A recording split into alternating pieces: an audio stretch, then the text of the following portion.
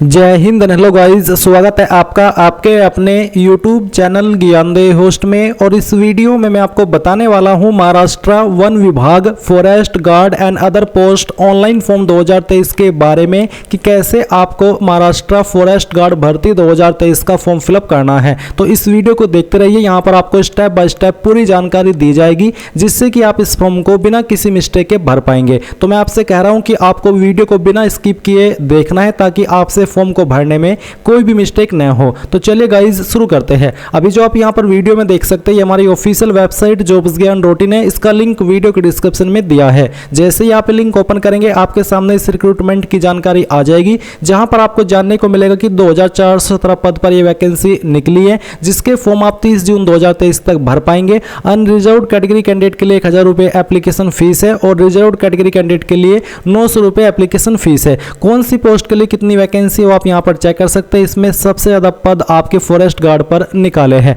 और कौन सी पोस्ट पर अप्लाई करने के लिए एग्जैक्टली क्या क्वालिफिकेशन मांगी है वो भी आप यहाँ पर चेक कर सकते हैं। तो ये सभी जानकारी चेक करने के बाद में आप यहाँ पर आएंगे और प्रत्येक पोस्ट का आप यहाँ पर ऑफिशियल नोटिफिकेशन देख सकते हैं, डाउनलोड कर सकते हैं। अभी आपको अप्लाई करना है तो आप अप्लाई ऑनलाइन लिंक इसके ऊपर क्लिक करेंगे। इस पर क्लिक करने के बाद आपके सामने ये वेबसाइट आ जाएगी। यहाँ पर आने के बाद में आपको रजिस्टर के ऊपर क्लिक करना है। इसके बाद में आपके सामने यहाँ पर प्रोसेस होकर के कुछ इस तरह से इंस्ट्रक्शंस आएंगे, आप इसको आई एग्री कर देंगे। आई एग्री करने के बाद में यहाँ पर आता है कैंडिडेट फर्स्ट नेम। तो जो भी आपका फर्स्ट नेम है वो आप यहाँ पर 10th के सर्टिफिकेट के अकॉर्डिंग एंटर करेंगे। अगर आपका मिडिल नेम है तो आप यहाँ पर डाल देंगे, नहीं तो आप खाली छोड़ देंगे। इसके बाद में आपका जो भी लास्ट नेम है वो आपको यहाँ पर एंटर करना है। फर्स्ट नेम और लास्ट नेम एंटर करना अनिवार्य है। अब यहाँ पर कुछ कैंडिडेट का सवाल ये रहेगा कि सर हमारा लास्ट नेम नहीं है तो हम यहाँ पर क्या करें। तो इसके लिए गाइज यहाँ पर बोला है कि if you don't have last name then you should fill your first name as last name. यानी कि अगर आपका लास्ट नेम नहीं है तो आप यहाँ पर आपका फर्स्ट नेम के अंदर ही लास्ट नेम भर देंगे। यानी कि जैसे कि अगर मेरा नाम अमजद है तो मैं यहाँ पर फिर से अमजद ही भरूंगा, क्योंकि इन्होंने यहाँ पर बोला है कि आपको आपका फर्स्ट नेम ही लास्ट नेम के अंदर भरना होगा। इसके बाद यहाँ पर आइए आइए और आपसे पूछा कि have you ever change name, क्या आपने कभी नाम बदला है। अगर हाँ तो आप यहाँ पर यस करेंगे, नहीं तो आपको नो करना है। अगर हाँ तो आप यहाँ पर यस करने के बाद में जो आपका नाम बदलने के बाद में हुआ है वो नाम आप यहाँ पर लिख देंगे। अगर नहीं बदला तो आप नो करेंगे। इसके बाद में जो भी आपकी डेट ऑफ बर्थ है वो आप यहाँ पर कैलेंडर के ऊपर क्लिक कीजिए और इसके ऊपर क्लिक करने के बाद में यहाँ से आपका जो भी ईयर है वो सिलेक्ट कीजिए, फिर मंथ और उसके बाद में डे, तो आपकी डेट ऑफ बर्थ आ जाएगी। जेंडर आपका क्या है वो आपको यहाँ पर सिलेक्ट कर लेना है। फिर आता है मैट्रिकुलेशन ईयर ऑफ पासिंग, आपने आपकी 10वीं किस साल के अंदर पास की है वो साल आपको यहाँ पर सिलेक्ट कर लेना है। मोबाइल नंबर आपको आपका देना होगा, मोबाइल नंबर को दोबारा डाल करके वेरीफाई करना है। अपनी ईमेल आईडी एंटर करनी है, ईमेल आईडी को दोबारा डाल करके वेरीफाई कर देना है। इसके बाद गाइज यहाँ पर आता है test centre district preference first, जो आपका एग्जाम सेंटर होगा उसकी पहली प्रेफरेंस आप किस सिटी को देना चाहते हैं वो आपको सिलेक्ट कर लेना है।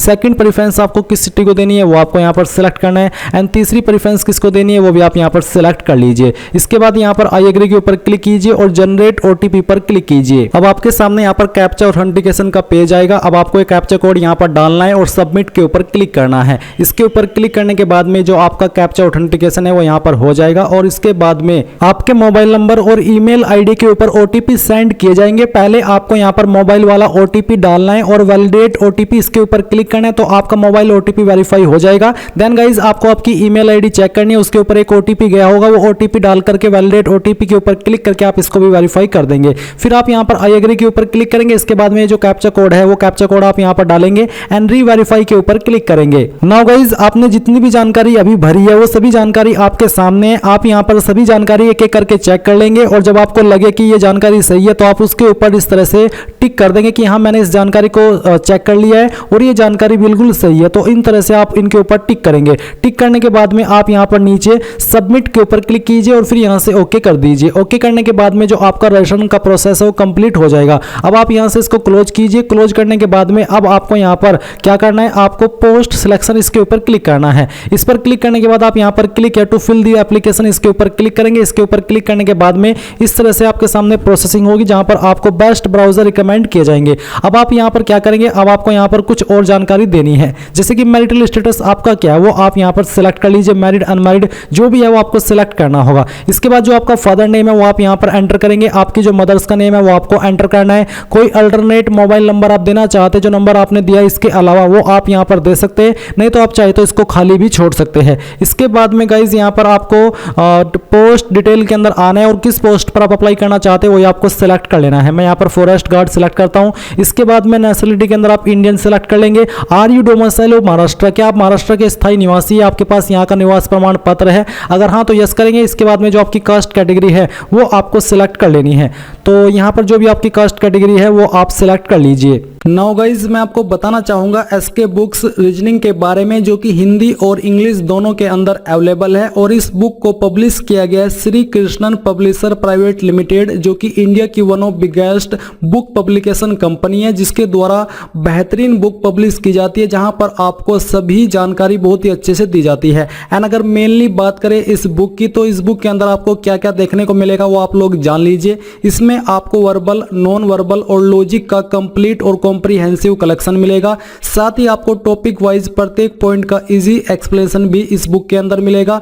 इसके अलावा based on new competitive exam pattern, यानी कि पूरे न्यू कॉम्पिटिटिव एग्जाम पैटर्न के साथ में ये बुक आपको मिलने वाली है। इसी के साथ with shortcut tricks and practice exercise, यानी कि शॉर्टकट ट्रिक्स भी इस बुक के अंदर होगी, प्रैक्टिस एक्सरसाइज भी इस बुक के अंदर होगी। तो ये एक आपकी बेस्ट बुक है आपकी रीजनिंग की प्रिपरेशन करने के लिए। चाहे आप किसी भी एग्जाम की रीजनिंग की प्रिपरेशन कर रहे हैं तो आप लोग इस बुक को परचेज कर सकते हैं। बाय करने का लिंक आपको वीडियो के डिस्क्रिप्शन में दिया है, चाहे हिंदी में बाय कर लीजिए या फिर इंग्लिश में। और कोई सवाल डाउट हो तो आप पूछ लीजिएगा। देन गाइस यहाँ पर आते हैं सिलेक्ट अप्लाइंग सर्कल। तो आप यहाँ पर इसके ऊपर क्लिक कीजिए और आप यहाँ पर इनमें से किस सर्कल के लिए अप्लाई करना चाहते हैं वही आप यहाँ पर सिलेक्ट कर लीजिए। ये सिलेक्ट करने के बाद में नीचे यहाँ पर आप आएंगे और आप देखेंगे सर्टिफिकेट डिटेल्स। तो यहाँ पर पूछे कि do you have knowledge of Marathi language, जिसमें कि आपको पढ़नी लिखनी और बोलनी आती हो, क्या आपको मराठी लैंग्वेज लिखनी पढ़नी बोलनी आती है। तो आप यहाँ पर यस नो में आंसर करेंगे। फिर आपसे पूछा कैटेगरी सर्टिफिकेट डिटेल्स, तो आपकी जो कैटेगरी है उसके ऊपर अगर कैटेगरी सर्टिफिकेट लागू है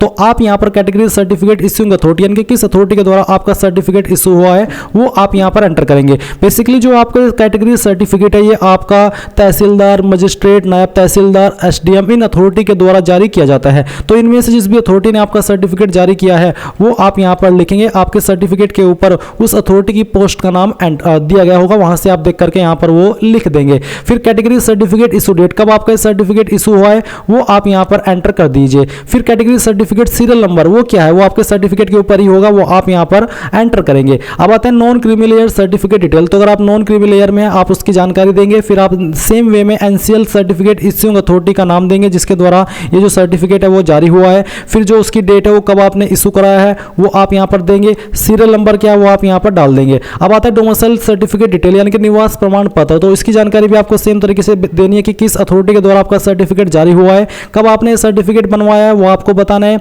एंड फिर यहाँ पर जो उसका सीरियल नंबर है, यानी कि सर्टिफिकेट सीरियल नंबर है, वो आप यहाँ पर एंटर करेंगे। इसके बाद में आइडेंटिफिकेशन डिटेल में मार्क्स ऑफ विजिबल आइडेंटिफिकेशन, ये जो है ये आपके लिए कंपलसरी नहीं है। अगर आपकी बॉडी के ऊपर कोई ऐसा निशान है जिससे आपकी बॉडी की पहचान होती है तो आप उसके बारे में यहाँ पर लिख देंगे। अगर आपकी बॉडी के ऊपर ढूंढने के बाद भी कोई भी परमानेंट मार्क नहीं मिलता तो आप यहाँ पर नो मार्क भी लिख सकते हैं। फिर पूछे कि do you have pan card, क्या आपके पास पैन कार्ड है, अगर हाँ तो आप यहाँ पर यस करेंगे। और यस करने के बाद में आप यहाँ पर वो नाम लिखेंगे जो कि आपका पहले आपको पैन कार्ड का नंबर देना है और फिर जो आपका नेम है वो नेम एग्जैक्ट आप लिखेंगे जो कि पैन कार्ड के ऊपर लिखा है। फिर सेम वे में आपको बताना कि आपके पास ड्राइविंग लाइसेंस है, अगर हाँ तो यस करने पर आप उसकी जानकारी देंगे। यहाँ पर जो जानकारी आपसे मांगी है, अगर नहीं है तो आप यहाँ पर नो कर देंगे। फिर क्या आपके पास वोटर आईडी है, अगर हाँ तो यस करेंगे और यस करने के बाद में वोटर आईडी और जो नाम लिखा है वोटर आईडी पे वो लिखेंगे।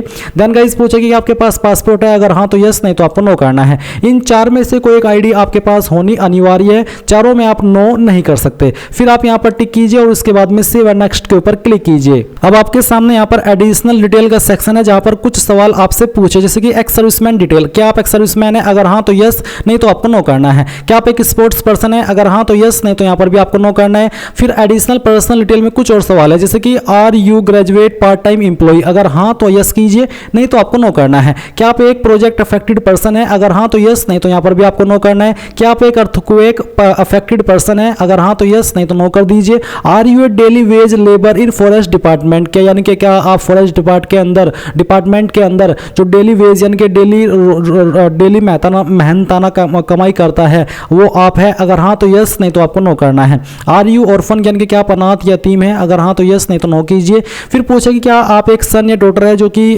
फार्मर है और उन्होंने सुसाइड की हो, अगर हाँ तो यस, नहीं तो नो कीजिए।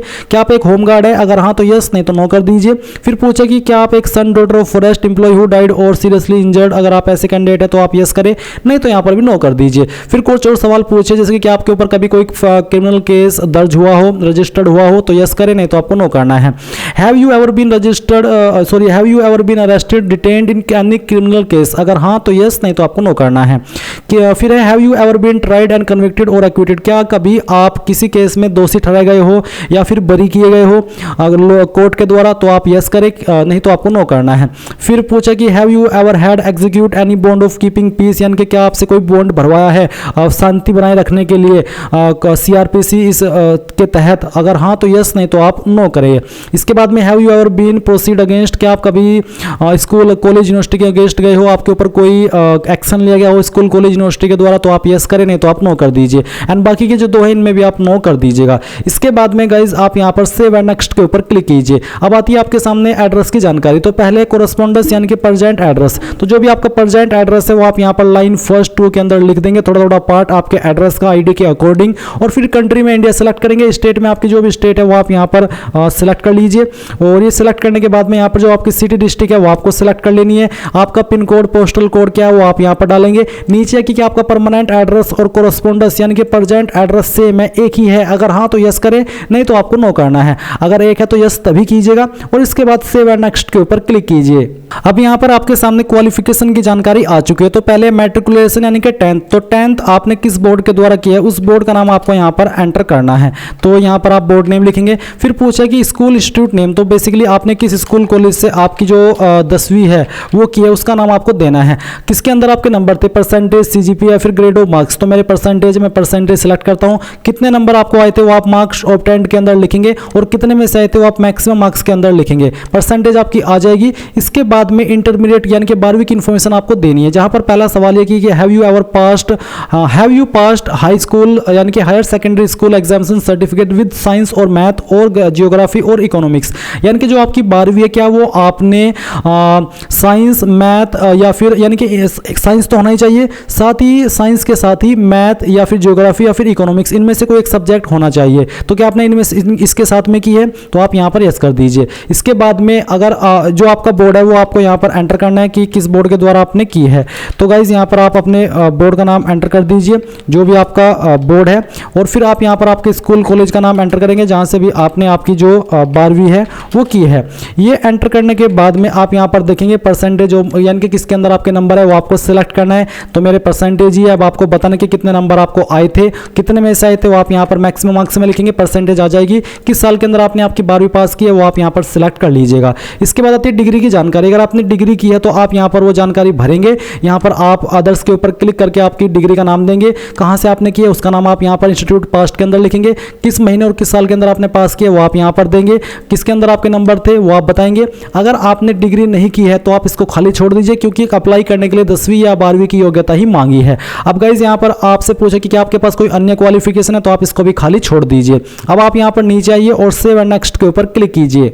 अब आपके सामने यहाँ पर जो डॉक्यूमेंट है वो अपलोड करने का सेक्शन आ चुका है। Upload the scanned copy of recent passport size photo, आप क्लिक है टू अपलोड के ऊपर क्लिक करें। इसके ऊपर क्लिक करने के बाद में यहाँ पर वैसे तो आपको 2 फोटोग्राफ अपलोड करने के लिए बोला है, बट ऑप्शन आपको एक का ही दिया है। एक फोटो करना है आपको प्री सेव्ड, यानी कि जो फोटो आपके पास ऑलरेडी आपके सिस्टम के अंदर हो, जिसका साइज 50 से 80 KB के बीच में रहना चाहिए और फोटो का बैकग्राउंड व्हाइट होना चाहिए। दूसरा है कि आपको एक रियल टाइम फोटोग्राफ कैप्चर करना है, बट उसके लिए यहाँ पर कोई विकल्प नहीं दिया है, इसलिए आप यहाँ पर जो आपके पास ऑलरेडी सेव है फोटो दिए गए फॉर्मेट और व्हाइट बैकग्राउंड के साथ में वही आप यहाँ पर अपलोड करेंगे। तो आप ब्राउज टू अपलोड के ऊपर क्लिक कीजिए, जहाँ पर भी आपकी फोटो फाइल है वो आप यहाँ पर सिलेक्ट कीजिए, जहाँ पर भी आपकी फाइल है वही आपको सिलेक्ट करनी होगी। तो चलिए मैं इस फोटो को सिलेक्ट करता हूँ, यहाँ से मैं ओपन करता हूँ। ओपन करने के बाद में इस तरह से आपकी फाइल आ जाएगी। अगर उसका साइज आपका 50 से 80 KB के बीच में हो तभी वो अपलोड हो पाएगी। ये अपलोड करने के बाद में आप यहाँ पर आएंगे और फिर आपको यहाँ पर आपका सिग्नेचर अपलोड करना है। इसका साइज भी 50 से 80 KB के बीच में रखा है। तो आप फाइल सेलेक्ट कीजिए, यहाँ से ओपन कर लीजिए और ये फाइल आपकी यहाँ से इस तरह से आ जाएगी। फिर आप व्यू के ऊपर क्लिक करके जो भी फाइल आप अपलोड करें उनको व्यू कर लेंगे। देन गाइज आपको यहाँ पर upload your ID proof document first and two, यानी कि जो आपने ID प्रूफ दिया है, जब वहाँ पर आपने ID की जानकारी दी है तो उसका डॉक्यूमेंट आपको अपलोड करना है। इसका साइज 100 से 300 KB और फॉर्मेट इनमें से कोई भी चल जाएगा। तो गाइज आप ब्राउज टू अपलोड के ऊपर क्लिक करके जहाँ पर भी आपकी फाइल है ID की वो सिलेक्ट कर लीजिएगा और उसको अपलोड कर दीजिएगा। फिर आप यहाँ पर आपकी 10th की मार्कशीट अपलोड करेंगे, 12th की मार्कशीट अपलोड करेंगे। देन गाइज यहाँ पर जो आपका कास्ट सर्टिफिकेट है वो आपको अपलोड करना है। Upload your small family undertaking. यहाँ पर आपको एक स्मॉल फैमिली अंडरटेकिंग अपलोड करना है, जिसमें कि क्लिक है to upload download copy of undertaking. आपको ये डाउनलोड कर लेना है। डाउनलोड करने के बाद में इस तरह से आपके सामने ये जानकारी आ जाएगी, जहाँ पर आपको यहाँ पर आपकी जानकारी एंटर करनी है। ये मराठी लैंग्वेज में दिया है, तो आप इस यहाँ पर जो जानकारी आपसे मांगी है उसी के अकॉर्डिंग आप ये जानकारी भरेंगे, डेट डालेंगे, उम्मीदवार यहाँ पर आपको आपके सिग्नेचर करने हैं, जगह का नाम लिखना है और फिर आप इसको यहाँ पर अपलोड करेंगे। क्लिक है टू अपलोड के ऊपर क्लिक करके। इसके बाद आप यहाँ पर कोई अन्य डॉक्यूमेंट अगर आप देना चाहते तो आप वो अपलोड कर देंगे। फीस का अमाउंट आपके सामने आ जाएगा। पेमेंट मोड आप यहाँ पर ऑनलाइन सेलेक्ट कर लीजिए और यहाँ पर अब आपको टिक करना है। टिक करने के बाद में गाइज आप यहाँ पर नीचे आइए और नीचे आने के बाद में आप यहाँ पर प्रीव्यू के ऊपर क्लिक करके जितनी भी जानकारी आपने भरी है उन सभी को चेक कर लेंगे एंड देन पूरी तरीके से श्योर होकर के सबमिट के ऊपर क्लिक करेंगे। अब गाइज यहाँ पर आपके सामने इस तरह से इंटरफेस आ जाएगा। आप अपनी एप्लीकेशन फीस यहाँ पर यूपीआई, कार्ड्स, इंटरनेट बैंकिंग इनमें से जिस भी माध्यम से चाहे वो जमा कर सकते हैं। जैसे ही आप यहाँ पर अपनी एप्लीकेशन फीस जमा कर देंगे तो आप यहाँ से जैसे कि यहाँ पर अपना फॉर्म का फाइनल प्रिंट है वो ले पाएंगे। तो इस प्रकार से जैसे ही आप अपनी फीस जमा करें, अपना फाइनल प्रिंट आउट आप ले तो आप इस तरह से अपना इस फॉर्म को भर पाएंगे। अगर आपको कोई सवाल डाउट रह गया तो आप कमेंट के माध्यम से पूछ लीजिएगा। So thanks for watching. जय हिंद।